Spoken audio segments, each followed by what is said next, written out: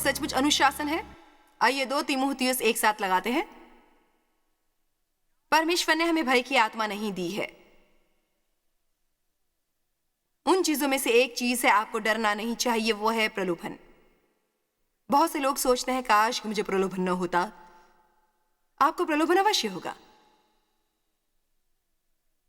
आपको आलसी होने का प्रलोभन होगा, आपको प्रलोभन होगा गलत खाने का, आपको प्रलोभन होगा जागने के समय सोने का और सोने के समय जागने का प्रलोभन होगा। हम सभी को प्रलोभन होता है, पर हम प्रलोभन को ना कह सकते हैं। यदि हम ना कहना चाहें तो उसके परिणाम होते हैं। 2 तीमुथियुस 1:7 के अनुसार परमेश्वर ने हमें कायरता, जमीन पर डरते हुए घिसटने, सहमने और भीरुता की आत्मा नहीं दी है। परमेश्वर चाहते हैं कि हम निडर हों। वे चाहते हैं हम उनमें परिपूर्णता आश्वस्त हों, पर उन्होंने हमें आत्मा दिया सामर्थ्य और प्रेम की और एक शांत और पूरी तरह संतुलित मन। उन्होंने हमें और क्या दिया है? अनुशासन। क्या? अनुशासन। परमेश्वर ने हमें पहले ही अनुशासन दिया है। सो ये कहना बेतुका है कि मुझ में अनुशासन नहीं है, मेरा खुद पर नियंत्रण नहीं है। इसे अपने मुंह से दोबारा कभी मत निकालिएगा। यदि हम किसी पक्ष में खुद को अनुशासित नहीं करना चाहते तो कम से कम हमें केवल साफ साफ सच बोलना चाहिए। मैं इसलिए ये नहीं कर सकता क्योंकि मैं ये करना नहीं चाहता।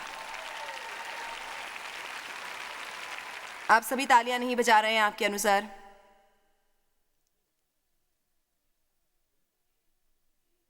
ये कठिन है, मैं ये नहीं कर सकता, ये बहुत कठिन है। हमें कठिन के लिए अभिषेक किया गया है। पवित्र आत्मा ने हमें कठिन के लिए बुलाया, अभिषेक किया और लैस किया है। आप मुझे समझ रहे हैं ना? इसलिए हमें अतिरिक्त शक्ति मिलती है ताकि हम कठिन कर सकें और फिर भी हमारे मुख पर मुस्कुराहट हो। जिस दौरान हम गुप्त में कठिन कर रहे हो, हम तब भी जरूरतमंदों की मदद कर सकते हैं और कह सकते हैं, ये ले शैतान, बताओ कैसे लगा तुझे।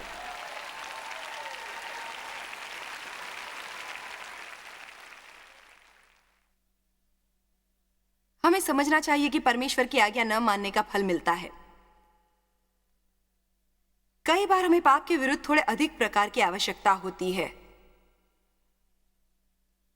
पाप पर परमेश्वर के न्याय पर थोड़े अधिक प्रचार की आवश्यकता होती है। हमारे जीवनों में पाप के परिणामों के बारे में जब परमेश्वर कुछ करने से मना करते हैं, वो मजाक नहीं होता, वो किसी तरह का पवित्र सुझाव नहीं होता, एक आज्ञा होती है। मत करो का अर्थ है मत करो। आमीन। मेरे विचार से कई लोग कई बार अनसुना कर देते हैं। एक और बात जिसके लिए डेव और मैं दोनों चिंता करते हैं, यह है कि आजकल लोगों में परमेश्वर का श्रद्धा युक्त भय नहीं है। मैं परमेश्वर से गलत तरीके से डरने की बात नहीं कह रही, मैं बात कर रही हूं परमेश्वर का निरादर और उनसे अशिष्टता करने की बारे में। उसके परिणाम होते हैं।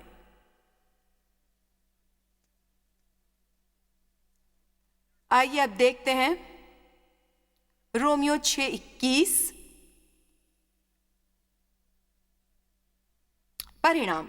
क्या आप जानते हैं आत्मनियंत्रण न होने से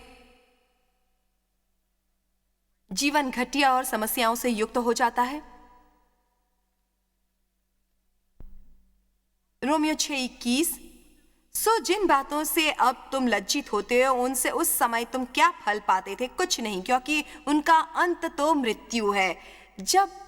अब मैं आपसे एक सवाल पूछती हूं, वो वर्ष जो आपने पाप में बिताए, मसीह को स्वीकार करने से पहले, क्या आपको उनसे कोई असली लाभ मिला? कुछ नहीं। आपको केवल एक चीज मिली है, जो है दुख। बेशक आपके शरीर को कभी कभार रोमांच प्राप्त होता था, पर सत्य है यह है कि अंदर गहराई में जहां महत्वपूर्ण होता है, आप दुखी थे। वचन 22। परंतु अब पाप से स्वतंत्र होकर, हालेलुया, सब कहिए मैं पाप से स्वतंत्र हूं, और परमेश्वर के दास बनकर मुझे, यह बहुत प्यारा है, अब मैं शैतान का दास नहीं रहा। तुमको फल मिला जिससे पवित्रता प्राप्त होती है और उसका अंत अनंत जीवन है। पवित्रता अपने आप में एक फल है। इसका कारण जानते हैं, क्योंकि कुछ कामों के बारे में दोषी और अपराधी न महसूस करने से अधिक प्रशंसनीय कुछ नहीं होता। जो हम कर रहे हैं, हम जानते हैं कि हमें नहीं करना चाहिए, या हम जो काम करने चाहिए वो नहीं कर रहे होते, वो करते हैं जो नहीं करनी चाहिए। इससे बुरा कुछ नहीं होता। इसलिए पवित्रता अपने आप में एक फल होती है। अगला वचन 23, क्योंकि पाप की मजबूरी तो मृत्यु है, परंतु परमेश्वर का वरदान हमारे प्रभु मसीह यीशु में उनके साथ मिलाप द्वारा अनंत जीवन है। अब मृत्यु के बारे में हम जैसे बातें कर रहे हैं, उसका अर्थ ये नहीं कि हम सांस लेना बंद कर देंगे, इसका ये मतलब नहीं है। उसका मतलब है हर तरह का दुख जिसकी हम कल्पना कर सकते हैं। मैं अब पूरी ईमानदारी से ये कहूंगी कि मैं मानती हूं कि आप यहाँ बहुत लोग हैं और टीवी द्वारा भी देख रहे हैं, आप शायद सुन रहे होंगे बाद में रिकॉर्ड किए संदेशों को। दुखी लोग भी गिरजे जाते हैं, आप जानते हैं। मैं मानती हूं, क्योंकि मैं भी बहुत समय तक दुखी थी। मैं पवित्रता का मुखौटा लगाकर कहती थी प्रभु की स्तुति हो, पर मैं सचमुच बहुत दुखी थी। और दुखी लोग औरों को दुखी करते हैं, कम से कम वो कोशिश करते हैं। आपके दुखों का एक कारण, मैं निडर होकर यह कहने वाली हूं, आपके दुखों का एक कारण है आप में अनुशासन और आत्मनियंत्रण का अभाव। कुछ काम है जो आप जानते हैं आपको करने चाहिए, पर आप उनके लिए बहाने बनाते हैं। उन्हें करने की बजाय आप वहां बैठकर जितना चाहो मासूम दिख सकते हो।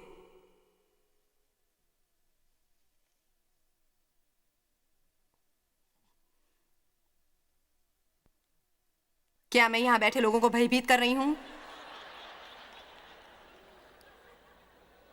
मैं जानबूझकर आपको सुनाने की कोशिश नहीं कर रही थी, पर अब मैं दोष की भावना देख सकती हूं।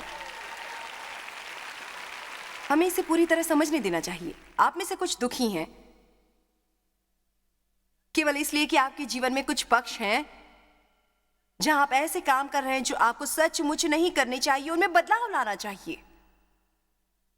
उसके लिए थोड़ा अनुशासन की आवश्यकता होगी। आपको परमेश्वर के साथ समय गुजारना होगा।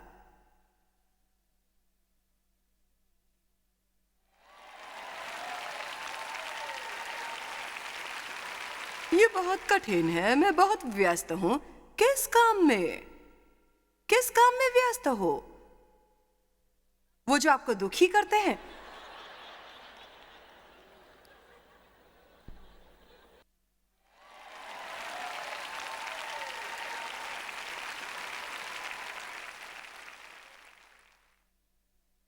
मैंने 1 वर्ष से अपनी पासबुक को अपडेट नहीं करवाया है। मैं सचमुच नहीं जानता मेरी आर्थिक स्थिति कैसी है, पर बैंक से फोन आया था और उन्होंने कहा कि मेरे चेक बाउंस हो रहे हैं।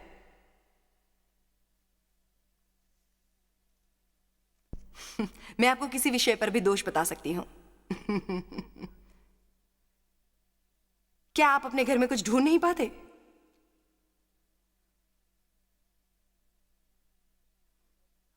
पूरे घर में बहुत सी चीजों का पसारा पड़ा हुआ है। चीजें मिलती नहीं है, इसलिए जरूरत पड़ने पर दूसरी खरीदते हैं।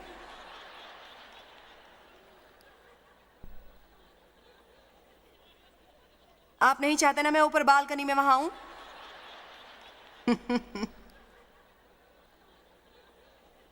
अब ये बताइए, आप में से कितने सहमत है कि मैं सच कह रही हूं?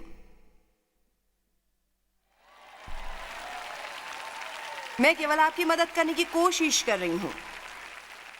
मैं आज आपको उकसाने की कोशिश कर रही हूं।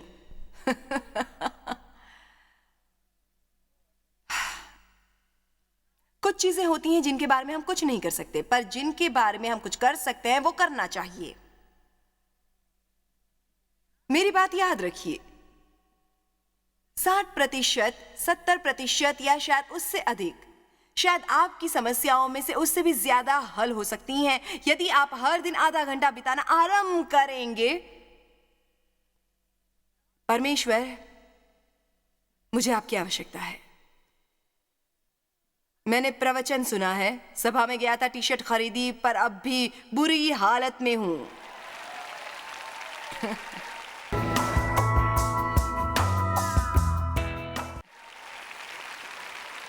प्रभु, आपको मेरी मदद करनी होगी। यदि आप मुझे नहीं बदलेंगे, परमेश्वर, मैं कभी नहीं बदलूंगा।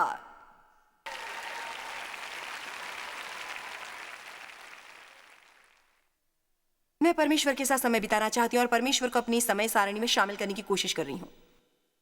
प्रभु, दया कीजिए। हम परमेश्वर को अपनी समय सारणी में शामिल नहीं करते। हम अपना पूरा जीवन उनके अनुसार बिताते हैं, उनके राज्य को खोजने में।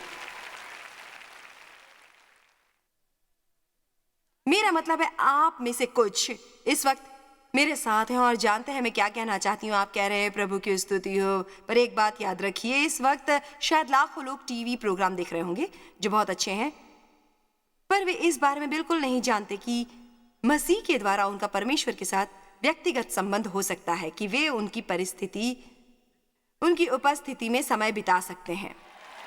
आप उनसे अपने बालों को संवारने के तरीके से लेकर अपने पैसों को क्या करना है तक किसी भी चीज के बारे में बात कर सकते हैं। आप उनकी उपस्थिति में प्रतीक्षा कर और कह सकते, परमेश्वर, मैं आपके बिना कुछ नहीं हूं।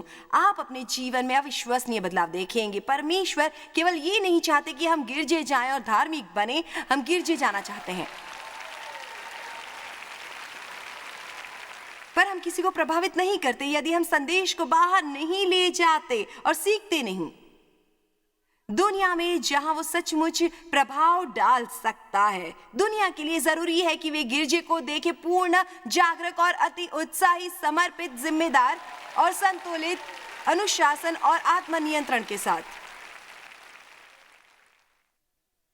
ये सचमुच दयनीय है कि अनुशासन का अभाव है हमारे जीवन में, जो बर्बाद करता है हमें। कोई घोड़ा नहीं पहुंचता कहीं जब तक उसे जोता न जाए, वो कहीं नहीं पहुंचता। नहीं तो वो बेकाबू होकर इधर उधर भागता है। किसी भी झरने से बिजली और ऊर्जा नहीं मिलती जब तक उसे नियंत्रित न किया जाए। कोई जीवन कभी महान नहीं बनता जब तक वो समर्पित, अनुशासित नहीं होता।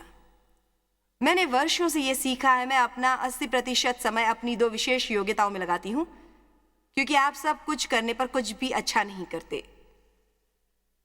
आप में से कुछ के इतने काम अधूरे पड़े हुए हैं कि उन्हें देखकर आप कभी भी अपना संतुलन गंवा सकते हैं। आप घर भी नहीं जाना चाहते।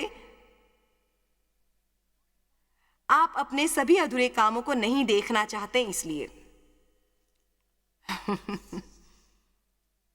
अब चलिए भी आपको किसी चीज पर ध्यान केंद्रित करना चाहिए, वो समाप्त करना चाहिए जो आरंभ करते हैं। अपने को अपनी ओर समर्पित कीजिए जो आप करना चाहते हैं। पता लगाइए आप में क्या योग्यता है और उसके प्रति समर्पण कीजिए। जो आपको करना चाहिए, पता लगाइए आप में क्या योग्यता है। आप नहीं जानते मुझे कितने अवसरों को हाथ से जाने देना पड़ेगा ताकि मैं अपना ध्यान उस पर केंद्रित कर सकूं जो मुझे करना है। ढेर सारों को। सब लोग व्यस्त हैं, हम व्यस्त हैं, हम व्यस्त हैं, हम व्यस्त हैं। घर जाकर अपने साथ एक मुलाकात कीजिए। क्या आप कभी अपने साथ मुलाकात नहीं करते? मैं हमेशा अपने साथ मुलाकात करती हूं। एक दिन मैं अकेली 7 दिनों के लिए सेंट लुइस से बाहर गई अपने से मुलाकात करने के लिए। मुझे ढेर सारी समस्याएं थी, बहुत लंबी मुलाकात करनी पड़ी। वह आश्चर्यजनक होता है जब परमेश्वर आपके चुप होने पर दिखाते हैं कि आपके जीवन में क्या गलत है। उनसे बात कीजिए। बहुत से लोगों से यह पूछना बंद कीजिए कि आपको क्या करना है। चलिए आगे बढ़िए। एक अनुशासित मनुष्य के विशेष लक्षण। पहला यह है कि एक अनुशासित मनुष्य हमेशा आवश्यकता से अधिक करता है। वो हमेशा कुछ अतिरिक्त करता है। वो काम पर 5-10 मिनट पहले पहुंच जाता है। वो ऐन समय पर दफ्तर नहीं पहुंचता और 5 मिनट बाथरूम में और 5 मिनट कैंटीन में नहीं बिताता। वो सबको शुभ प्रभात कहने में 10 मिनट नहीं लगाता। 20 मिनट देर से काम नहीं आरंभ करता, पर किसी से आशा करता है कि वे उन्हें वेतन दे उस सारे समय के लिए जो बर्बाद करते हैं। अगर सब उतने प्रसन्न नहीं जितना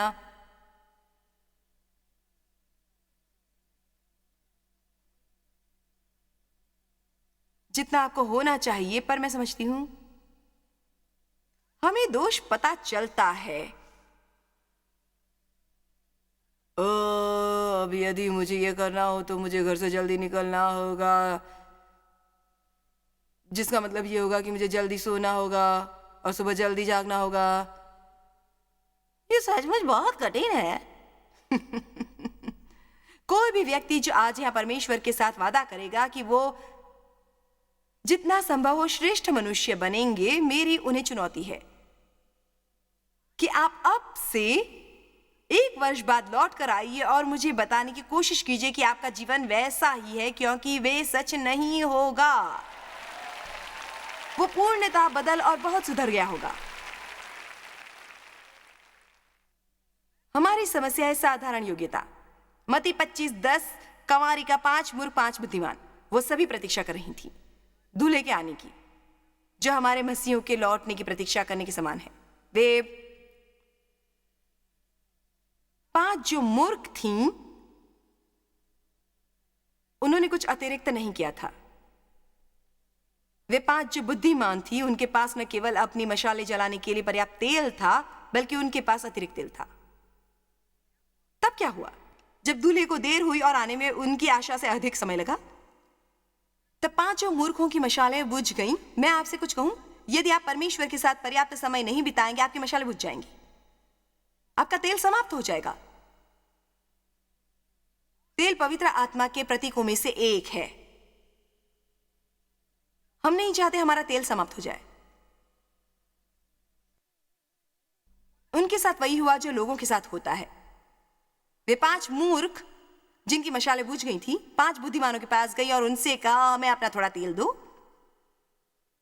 कुछ नहीं करने वाले हमेशा कुछ करने वालों के पास जाते हैं और चाहते हैं कि उनका ध्यान रखें। उससे ईर्ष्या करना बंद करिए जो और के पास है, क्योंकि उसे प्राप्त करने के लिए आपने वो नहीं किया जो उसने किया। केवल इच्छा करनी बंद करके थोड़ी दृढ़ता प्राप्त कीजिए।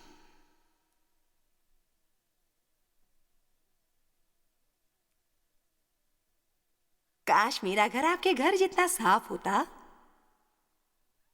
तो साफ कीजिए। काश मैं कर्ज से मुक्त हो पाता, तो सामान खरीदना बंद कीजिए और कर्ज चुकाइए। यदि मैं वो करूंगा जो मुझे बहुत समय कुछ भी खरीदने से परहेज करना पड़ेगा। देव और मुझे जीवन में एक बार ऐसा करना पड़ा था। जब आप अपनी आमदनी से अधिक खर्च करते हैं तो फल मिलता है। जब आप अपने शरीर की आवश्यकता से अधिक खाते हैं,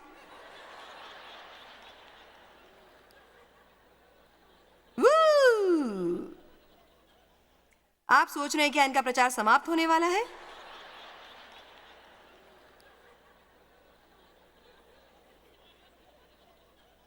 आप कहेंगे, देखिए जॉयस, परमेश्वर को इसकी परवाह नहीं है कि मैं कितना सोता हूं और मैं कितना खाता हूं। उन्हें इन बातों की परवाह नहीं है। मुझे गंभीर समस्या है। पर याद रखिए, छोटी लोमड़ियां ही बेल को खराब करती हैं। अब मेरी ओर देखिए, मैं आपको कुछ बताना चाहती हूं। यदि हम छोटी बातों में परमेश्वर की आज्ञा नहीं मानेंगे, तो बड़ी में कैसे मानेंगे? वे जो थोड़े पर वफादार होते हैं, उसे अधिकार दिया जाता है अधिक पर। पवित्र आत्मा के प्रोत्साहनों की आज्ञा मानना सीखिए। श्रेष्ठ मनुष्य बनिए। आप इस सप्ताह किसी होटल में रुके हैं। आप में से कितने यहां किसी होटल में रुके हैं? अच्छा, तो यहां से जाते समय अपने कमरे में कूड़ा मत छोड़िए केवल इसलिए कि वो किसी और को साफ करना है।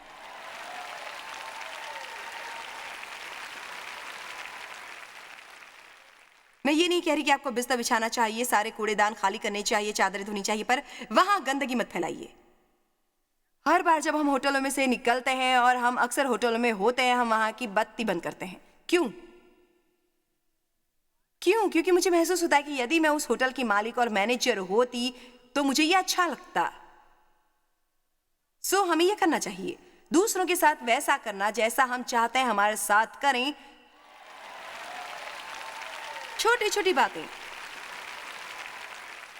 कई बार हम इतनी साधारण योग्यता के साथ रहते हैं और हमने ऐसा साधारण जीवन बिताया होता है कि हमें फिर से सीखना पड़ता है कि श्रेष्ठता क्या है। जब हम पहले पहल अपनी सेवकाई आरंभ कर चुके थे, 20 मैं भूल गई कितने वर्ष हो गए, बहुत समय हो गया। कितने वर्ष हो गए हैं शॉलिट, क्या तुम्हें याद है? 26, शायद 26, हाँ हुए हैं। मैं उससे पहले 10 वर्षों से सिखा रही थी, इसलिए मैं बहुत समय से वचन सिखा रही हूं। परमेश्वर ने मेरे दिल में 3 बातें कही थी। उन्होंने कहा, जो भी करना श्रेष्ठता से करना, यदि तुमसे ठीक से नहीं होता तो मत करना। नैतिक मनुष्य बनना, वो करना जो लोगों से वादा करती हो। अनबन को दूर रखो, अपने विवाह में से, अपने घर में से, अपनी सेवकाई में से, और मैं तुम्हें आशीष दूंगा। वो कठिन काम नहीं थे और हमने इतने सालों में उन्हें करने की कोशिश की और हमारा हाल बुरा नहीं है। आप कह सकते हैं कि हमें सफलता मिली है।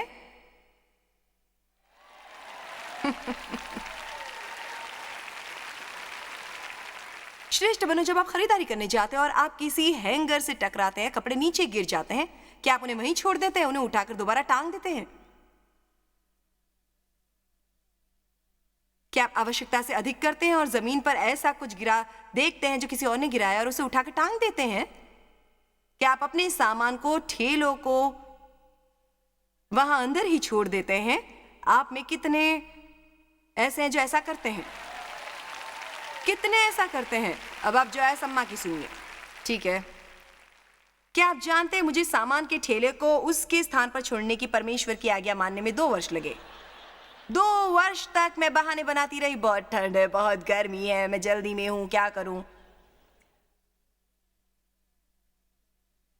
मैं आपको सत्य बता सकती हूं, बात सामान के ठेले की नहीं थी। परमेश्वर मुझे सिखा रहे थे कैसे श्रेष्ठ बने। चलिए, भी मैं आपसे बात कर रही हूं। उसके लिए अनुशासन चाहिए, उसके लिए आत्मनियंत्रण चाहिए। मैं ऐसा क्यों करूं और कोई भी ऐसा नहीं करता? आपको बिल्कुल इसीलिए करना चाहिए क्योंकि कोई और नहीं करता। हम संसार का प्रकाश हैं। चलिए, अपने बल्ब चालू कीजिए, बाहर दुनिया में जाइए, अपने बल्ब चालू कीजिए। मैं एक दुकान में गई और मैंने खरीदे 2 जोड़ी सैंडल और एक पर्स, और मैंने देखे थे 2 पर्स क्योंकि वो दोनों भिन्न सैंडलों के साथ मैच करते थे। आखिर मैंने एक खरीदा, 2 जोड़ी सैंडल और एक पर्स। मैंने दूसरा पर्स न खरीदने का फैसला किया। जब मैं घर गई, गलती से दोनों पर्स आ गए थे। तब अपना समय और अपने पैसे खर्च करके, ताकि मैं वैसे श्रेष्ठ मनुष्य बनूं जैसे परमेश्वर मुझसे चाहते थे, नैतिक मनुष्य बनने के लिए मुझे अपना समय, पेट्रोल खर्च करके वहां जाना पड़ा और उसे वो पर्स लौटाया।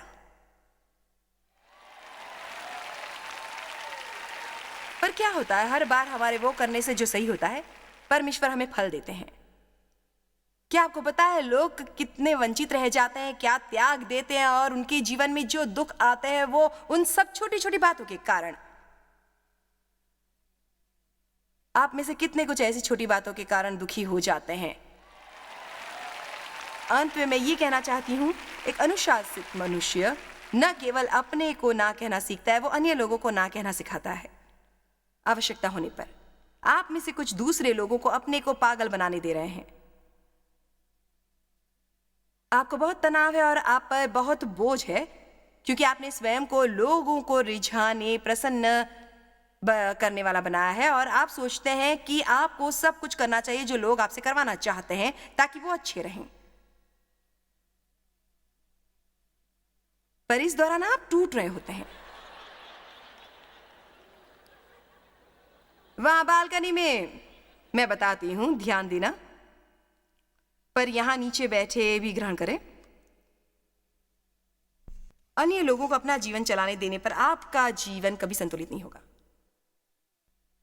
आपको अपने को अनुशासित करना होगा, तब हाँ कहने को जब परमेश्वर हाँ कह रहे हैं और ना जब परमेश्वर ना कह रहे हों। यदि कोई इसके बारे में क्रोधित हो तो यह उनके और परमेश्वर के बीच की समस्या है।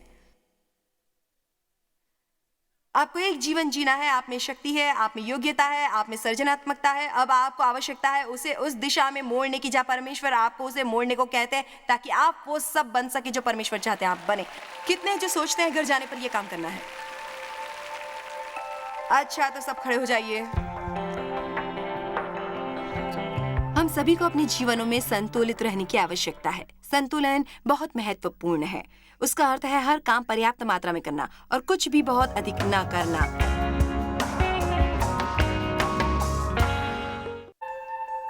जॉय स्मायर मिनिस्ट्रीज में आप हमारे लिए कितने अहम हैं, इसका आपको अंदाजा नहीं। हम आपके आभारी हैं और हम धन्यवाद करते हैं अपने सब मित्रों और सहयोगियों का कि उन्होंने इस विश्वव्यापी सेवकाई को संभव बनाया। मिलकर हम भूखों को खिला रहे हैं, गरीबों को पहना रहे हैं और कई देशों में सुसमाचार पहुंचा रहे हैं। कृपया हमसे संपर्क करें या विजिट करें jmmindia.org पर। आज ही अपनी प्रार्थना के अनुरोध बताने के लिए, हमारे साधनों के बारे में और जानकारी और जॉयस की सभाओं का शेड्यूल जानने के लिए और हमारे सहयोगी बन जाएं दुनिया भर में मसीह का प्रेम बांटने के लिए।